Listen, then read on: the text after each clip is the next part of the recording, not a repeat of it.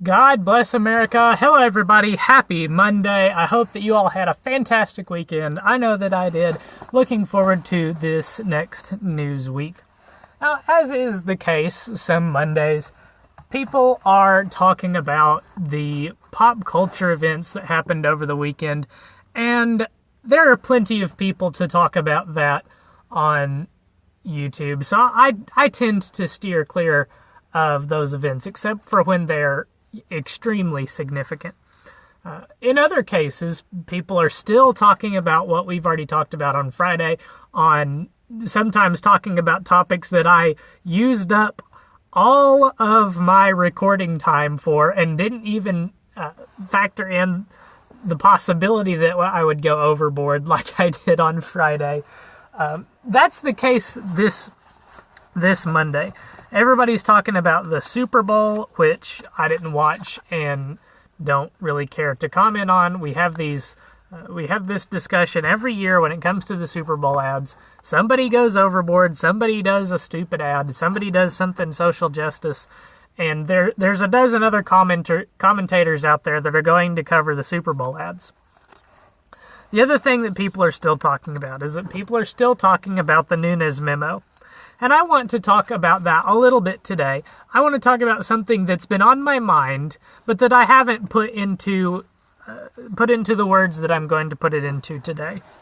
And that is that when you follow the logic of the left, when it comes to the Nunes Memo, they contradict themselves in multiple different ways. Some on the macro level, and when I say on the macro level, I mean the tactics and strategies that the left uses frequently to address categories of things are contradicted by their logic when it comes to the memo, but also their logic concerning the memo is contradictory in and of itself. So I want to begin with that. Let's begin with the micro logical contradictions in their criticism of the memo. First of all, when the memo was first floated, when the existence of the memo was revealed, and the possibility of its release was suggested, the left and Democrats took to the airwaves to say that our national security was at stake if the memo was released. We covered one such Democrat who took to the media airwaves. We talked about Nancy Pelosi going on CNN and telling Andrew Cuomo how bad it would be for national security for the memo to be released. And we didn't even wow, it was hard to talk there for a second. We didn't even get to cover the whole video. But that was their first criticism. You can't release this memo because national security is at stake. Okay, so we redacted the memo, or Nunes edited the memo to take out the classified information so that national security wouldn't be at stake. And the Democrats reacted to say, well, you're not telling the whole truth, therefore you shouldn't release the memo. And they had a pretense behind saying that the Republicans weren't telling the whole truth, and that's because they weren't putting the Democrats' version of the facts in their memo. As if the Democrats would have ever put the Republicans' version of the facts in their own memo. Were they the majority party, and were they the ones releasing this memo?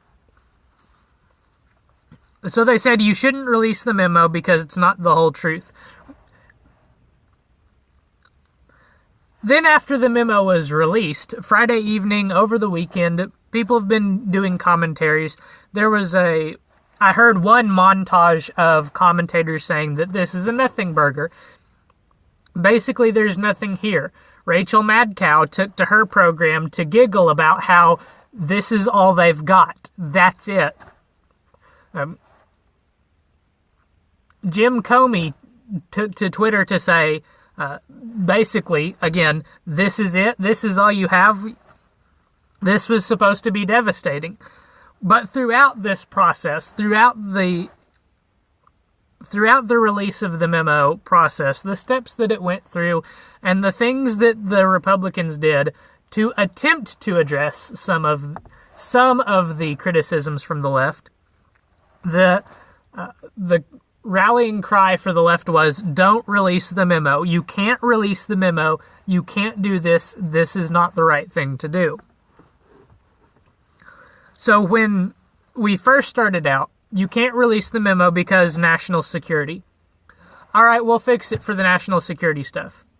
Well, now you can't release the memo because you're not telling everybody everything.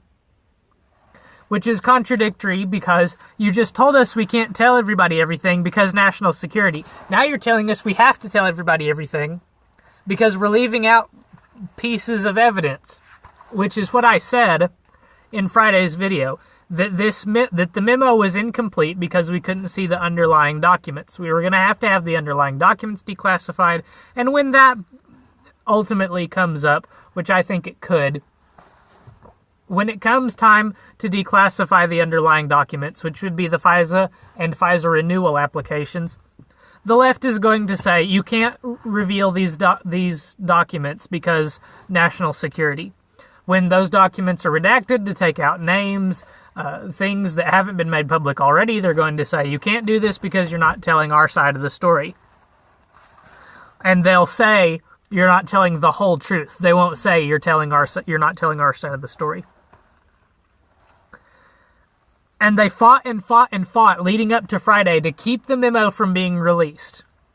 You're not telling our side of the story. It's not fair. There's national security concerns. Then the memo comes out, and they all laughed and said, just kidding, there's nothing here. So apparently there were no national security concerns. Apparently they weren't worried whatsoever about the memo being released because there was really nothing there. There was no reason for them to be concerned about their side of the story not being told. There was nothing there in the memo substantial in the first place.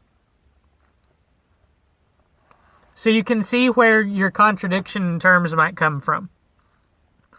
Now, not only is the argument over the release of the memo internally inconsistent, but it's inconsistent with some of the staples of leftist logic.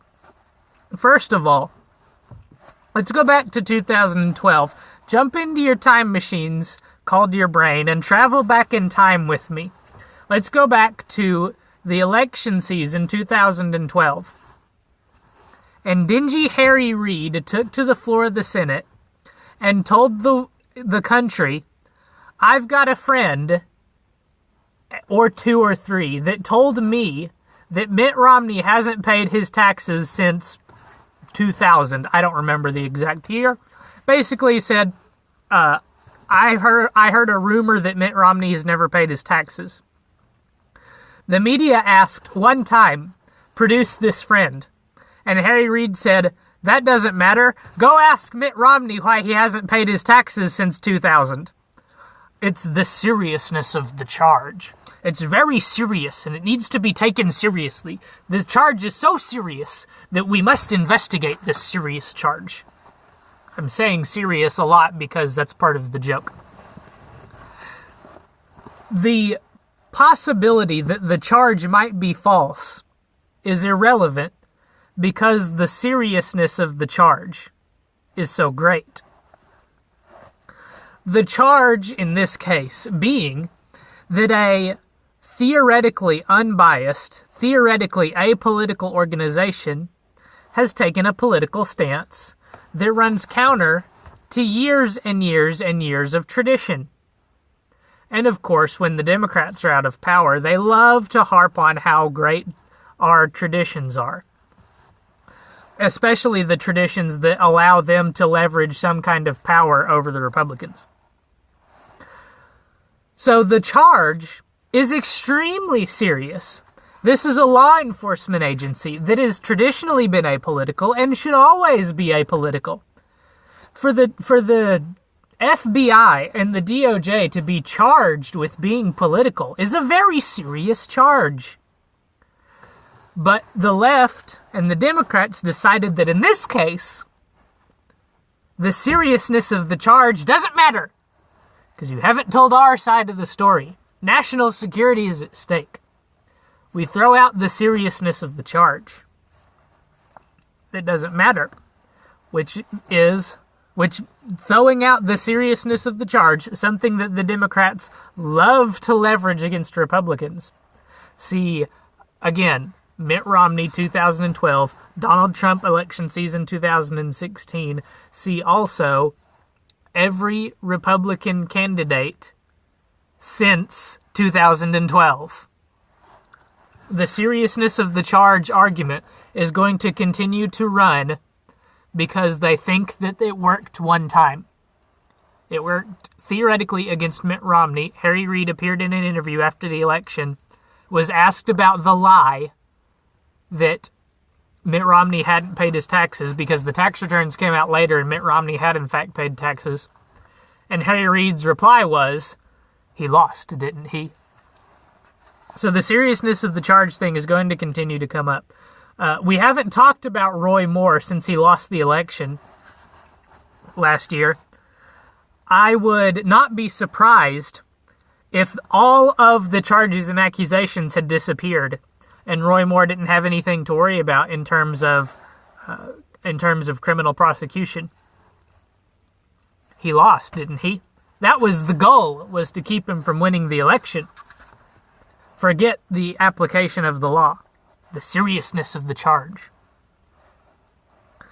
The second macro theme of the left, something they like to cling to, something that they like to point out and say this is a great thing, is that leakers are heroes.